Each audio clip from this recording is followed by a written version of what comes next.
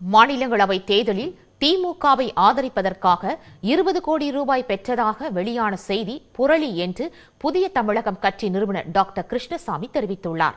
தஞ்சாவூரில் செய்தியாளர்களுக்கு பேட்டி அளித்த அவர் இவ்வாறு தெரிவித்தார். மேலும் தமிழகத்தில் டெல்டா மாவட்டங்களில் நிவாரண உதவிகள் சரியாக வழங்கவில்லை என்று குற்றம் சாட்டினார். அதிமுக அரசு அனைத்து டெல்டா மாவட்ட விவசாயிகளுக்கும் உரிய நடவடிக்கை எடுக்க வேண்டும் என்று கிருஷ்ணசாமி வலியுறுத்தினார்.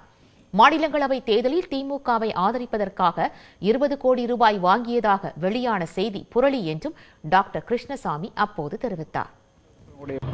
திராவிட முன்னேற்றக் கழகத்தினுடைய சார்பாக நிறுத்தப்பட்டிருக்கக்கூடிய கவிஞர் கன்னிமொழிக்கு ஆதரவு அளிப்பதென முடிவு செய்திருக்கிறோம். நிச்சயமாக கன்னிமொழி அவர்கள் வெற்றி பெறுவார்கள். வரக்கூடிய நாடாளுமன்ற தேர்தலில் எப்படி கூட்டணி அமையும் என்பதற்கும் எந்தவிதமான தொடர்புகளும் கிடையாது. ஒருவேளை 10 கோடி 20 கோடி என்பதெல்லாம் நாங்கள் இன்னும் பார்க்காத விஷயங்கள் இருந்தால் காட்டுங்கள். மாநிலங்களவை தேர்தலுக்கும் வரவிருக்கும் நாடாளுமன்ற தேர்தல் கூட்டணி அமையும் என்பதற்கும் சம்பந்தம் இல்லை என்று டாக்டர் கிருஷ்ணசாமி கூறியுள்ளார்.